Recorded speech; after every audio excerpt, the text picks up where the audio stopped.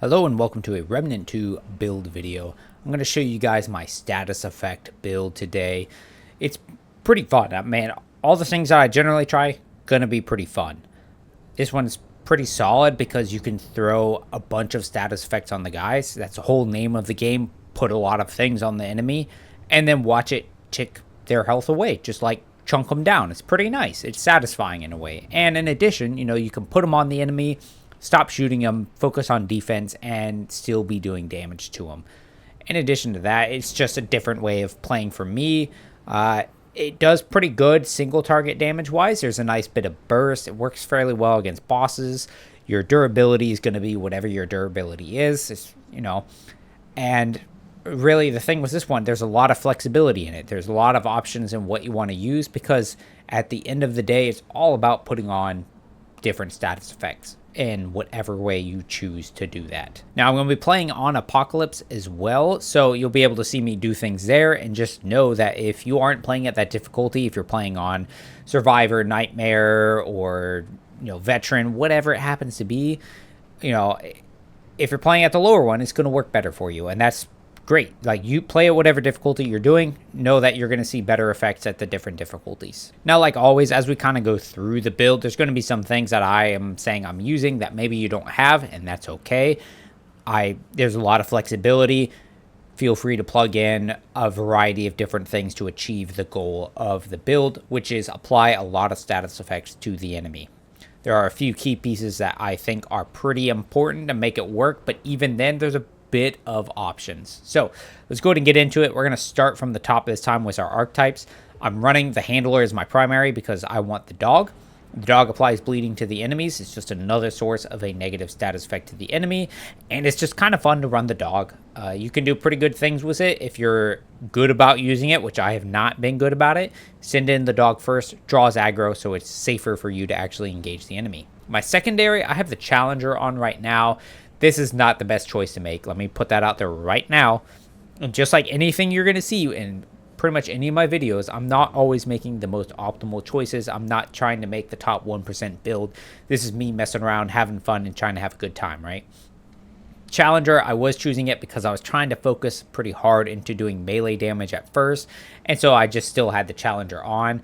You're going to be better off probably choosing something else, but there are some good perks with it. You get the what do you call it? You get the strong back perk so that you're actually able to wear some heavier armor and not be completely encumbered. If you're getting up close and personal with the enemies, you're getting the damage boost as well. So like I said, there are some perks to using it, right? As for the armor, I'm currently running the full Radiant armor set. It's a heavy armor set because I was running some medium-y light armor setup, so it's a thing, but I was just getting frustrated, dude. I got really tired of getting like one shot, two shot, very frustrating on Apocalypse. So I ended up buckling and I went pretty defensive in my armor and some of my traits. Relic wise, I've got the Ripened Heart. I just managed to get it like just 2 days ago, and it gives you healing. I mean, it heals. Use whatever relic works best for you, though. That's the moral of the story. I have some stuff in there for my stamina cost, charge melee attack stamina cost, which you'll see why in a minute, and increase elemental damage because we're doing a lot of status effects, and I did notice this increasing that damage over time effect by a little bit, so that's why I chose it. Main piece we're going to go into here is going to be with the weapons. So the whole point of the build is to apply different status effects, and we're going to be doing that through our weapons. The long gun I have on is the Merciless. This applies bleeding if you shoot it for long enough. I also threw in the Twisting Wounds Mutator, which at level 10 is going to make your weapon inflict bleeding when you get a critical hit or a weak spot hit. So with this gun, we're going to be able to apply 2 stacks of bleeding. With the dog, that's going to be a 3rd stack of bleeding as well. So that counts as a negative effect. It works pretty well. But the thing is, you can use all kinds of different weapons as long as you're applying a status effect. So with pretty much any standard gun, like the Bulldog, AR, just whatever generic gun, you can throw in a different elemental modifier. It's more about whatever elemental modifier you have than the actual gun itself. So good choices include corrosive rounds to apply corrosion, overflow, this is going to apply your shock and overload statuses, or the overload status while dealing shock damage, and hot shot so that you get the burning effect on the enemy as well. Those are like my three main choices, like I personally like to use. You've also got Voltaic Rondure, good for clearing ads, applies Overloaded. Overload's going to do a ton of damage for us. Witchfire, I just really enjoy. Firestorm it's Firestorm, dude. Like, there's nothing more to say about that. You could try and run Blood Draw. It's another way of getting bleeding, which is a negative status effect. So that's pretty much it for the long gun. The melee weapon. So I'm currently using the Krell Axe. This thing's charge attacks throw the axe out and do shock damage while also applying Overloaded. And in addition to that, I have a mutator called Misfortune. It's going to increase our melee damage by 8% for each unique negative status the target is suffering from. And at level 10, our charged melee attacks are also going to inflict slow on the enemy. This is kind of what made me start the whole build, is I wanted to do a melee build focused on getting status effects on the enemy and enhancing our melee attacks. I've moved away from that a bit, but if you wanted, you could try and lean really heavily into it. And I am using the Krell Axe because it does lightning, and that's probably all I'm going to use in the video, but there are a lot of options here too. You could run the Assassin's Dagger, it applies bleed. You could run Gas Giant, it applies corrosion. You could run Smolder, this applies burning. Basically, any weapon you have that applies a status effect is good to use. Or you could just run whatever weapon you want, have that mutator on and apply slow, or you could just ignore it entirely and focus on your long guns, your small guns, and just gunplay. That's what I've got going on there. I would like to note as well, God Splitter, this one actually works okay in the build because its fracture effect seems to count. Don't quote me on it, but it seems to count as a negative effect. And with all the extra bonuses and then on top of its weak spot things, it does do pretty okay. But God Splitter is just kind of God Splitter, so it's not super amazing anyways. Small gun, I'm using Hellfire. It's a flamethrower. It applies burning. That's why I chose it.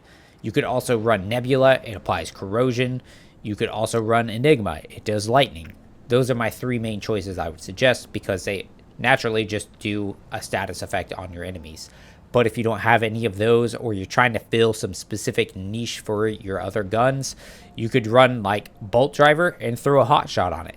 Just run a generic gun, put whatever elemental mod you need, and run the build like that. And then for our jewelry, the main amulet, there's like 2-3 main pieces that I would say you want to use, and even them, they have some options. So the amulet, I'm using an energized neck coil. That increases our status effect damage by 25%, and then when we apply a damaging status effect, it creates a 5-meter explosion for 20% of the status effect's full damage. Very solid choice. We've got a lot of damage over time effects going on, so having them deal more damage is just great. The AoE explosion is pretty small, but occasionally you can see it actually hit multiple guys, which is nice, but not the drawing point for me. That 20% damage, though, that you do get from it is great. It's a nice little bit of burst damage, especially when you know you're not going to get the full amount of the status effect off. You're going to kill them before they can sit and burn for 20 seconds, before you've got 25 seconds of overload. Like, it's not going to run the full duration. So getting some nice burst right off the bat is very good. In addition, you can use it and apply bleeding. That'll proc an explosion and deal damage. Switch over, hit him with a shock axe. That'll trigger the ring or the amulet as well. Switch over, do the submachine gun for a flame effect. That'll trigger the explosion. So it has like individual cooldowns for each of the different elemental effects. But not just that, it has like an individual cooldown for each of the sources. So you'll see when I use Merciless, if I get the bleed effect from Twisting Wounds, that's going to trigger an explosion and burst of damage. But then if I immediately get the other bleed effect off that's coming from the like baseline gun effect, that will also trigger an explosion. So you can really double up on some of the explosions. It's pretty nice. If you don't have that, or you're not necessarily wanting to use it, you could run Chains of Amplification. That one has worked pretty well for me. I've swapped around between both of them. I kill bosses, I kill things with either one. You're still going to be able to get the job done regardless of what amulet you use. But this one's nice because it does increase all your damage dealt to targets suffering from a status effect by 20%. So you're just getting a 20% damage bonus because you're always going to have a status effect on the enemy. The downside is that bonus is not stacking for each status effect you have on them. So whether you have 1 or 4 status effects on them, you're only getting 20%. That's why I would say Energized Neck Coil is the better choice. 2 other options you can kind of mess with. I tried the Shade Bloom Crystal. I didn't like it. I think if I was doing more straight elemental damage, I would like it more. On the whole, meh. The Toxic Release Valve, swapping firearms releases a toxic cloud, doing acid damage and applying corrosion. You could run that as another form of like applying a status effect, but frankly, I think you're going to get more bonuses off of like the Energized Neck Coil or the chains, but it is an option. Then for my rings, the first one I've got is Feedback Loop. When we get a perfect dodge, it leaves a little lightning explosion, applies Overloaded on our guys, which is great because it's another source of status effects, and it's great to just deal damage when we dodge somebody. I'm also running the Timekeeper's Jewel. It's going to increase the duration of all our status effects applied, and it changes, it varies for each different status effect. So it's not going to apply like 5 seconds to each one. It's going to change. But it's nice because from my limited bits of testing, when I have this equipped, the explosion from Energized Neck Coil seems to do more damage than when I don't have this on, because if the status effects are lasting longer, it means they're doing more damage total, which means that 20% amount is actually a bigger number. So those two together seem to work well. And in addition, the Timekeeper's Jewel seems to add a whole bunch of time onto slow effects. So with our charged attack on a melee weapon applying slow, that's only supposed to last 2 seconds, but that ring makes it last for a long time. Very long time. I haven't bothered to like time it, but I would say it's like upwards of 20 seconds. Very solid, especially when you're fighting like some elites and stuff. The last 2 rings, I've swapped around a whole bunch. Use whatever you want. I have Amber Moonstone on just because it's an extra little defensive thing when I get down low. And then the Blood Jewel. So when you do a charged melee attack, it also applies bleeding, dealing damage over 40 seconds. Yeah, it's just another status effect, dude. What more do you want me to say? And as for the traits, like I said earlier with the armor, I was getting very frustrated just getting 1 or 2 shot. Very obnoxious. So I've got my kind of standard Fortify and Bark Skin, which I hate doing it. It's one of the things I'm very frustrated with in the game. Like, I understand at the higher difficulties, like, you are pretty, like, you have to kind of hone in pretty hard on what you want to do to survive for Apocalypse. But at the same time, it's very annoying to, like, feel like I'm really required to either run a whole bunch of defensive traits to avoid getting one shot, or just play perfectly. It's kind of annoying, but I guess it is what it is. I'm not going to complain anymore. Bunch of points in Vigor. Because I have the dog, I'm running Blood Bond, and I also have Rugged, so it gives our dog more health, and he absorbs some of the damage for us. I also put 10 points into Untouchable because having that increased evade window is just pretty nice, and it's going to help us with some of that triggering that lightning effect on the dodge based on like how well I'm actually dodging. That is pretty much it. I'm going to go through some gameplay. We're going to go run through a little bit of open world things. I want to show you guys like how it does against some like base, just generic enemies. Pretty much any build you do, you could run anything you want, and as long as you're playing well, you can kill the things, right? So we're going to roll a new adventure and get in there. But after clearing some of the, like some basic enemies, just to show you some of the damage it can do, I'm going to show you guys some bosses. Which, let me know, you guys, if you like me to show more like kind of generic, like I'm moving through a dungeon kind of gameplay to show you like how I'm clearing, just various mobs or elites and stuff, or if you would prefer me to just show like boss fights and things, or if you want me to do a mix, I'll keep doing a mix. Whatever y'all like, just let me know in the comments. I like checking out the comments and seeing what you guys think. So, and then I'll act accordingly. In addition, I want to apologize a little bit. I've been pretty slow on doing videos. I started up work again, and it's, getting the rhythm back down has been kind of tough. So, I'm going to try and get a good kind of routine going so I can have regular videos out for y'all. But if you notice, when we got that guy in the up in the tree, we're going to do some good damage like that. And then he explodes for damage. And you'll notice he didn't immediately pop with the amulet's damage because we had already hit the previous one. But you can see there's an immediate burst of damage whenever we hit them with status effects. So right here, we should see it. Good amount of damage, and then he explodes. One more to dodge over that thing. Throw that back out. This thing's on our right. And that slow is also great because guess what? It's keeping them from hitting us. Now let's go ahead and switch to the Ravager's gun, the Merciless. You heard it. There were 2 separate explosions here. Dodge forward to avoid that. And then we chop them with the axe. Stop shooting those guys down. They were close enough, so we got the AoE effects going off. Let's swap over to here. Actually, we can hit him with the axe. And then he dies to lightning. It's very fun. It's very solid. I enjoy it a lot. One thing I would like to note real quick, because there's water on the ground here. If you're doing fire things and you're fighting dudes in the water, the fire's not going to do anything. So you're going to want to swap it out. Let's get this guy. We're going to just start chopping him like this. Move backwards a little bit and dodge forward. That dodge lightning effect is just so good. I really like it. Oh, I thought he was going to throw at me. So we're going to throw an axe here. We're going to miss. We're going to throw it there. There we go.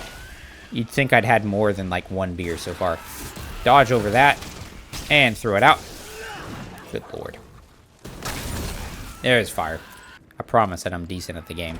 Alright, let's just get him with some basic melee attacks. That's going to bring him down nice and easy. Dodge over to the side.